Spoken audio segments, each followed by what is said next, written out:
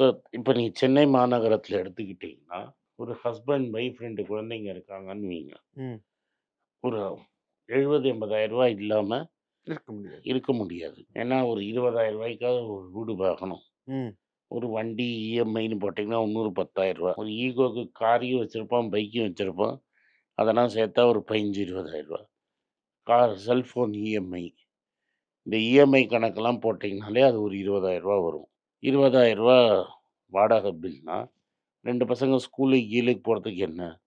So ஒரு couple 4 பேர் இருந்தாங்கன்னா, அம்மா, அப்பா கூட இருந்தாங்கன்னா, ஒரு ஏர்னிங் மெம்பர்னா, ம். They are already below middle கிளாஸ்ல 5 பேர் வந்து ஒரு ரூ.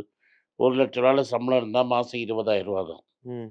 ஸோ 40, ரூ. 50,000 சம்பளம் வாங்குறவன் கூட இன்னைக்கு ரேஷன் டிபெண்டன்ட்டா இருக்கான். ஏன்னா 1 வேலைவாய்ப்பு இல்ல, 2 சம்பளம் ஏறல. ஆனா எக்ஸ்பென்ஸ் ஏறியிருக்கு. இதான் காரணம்.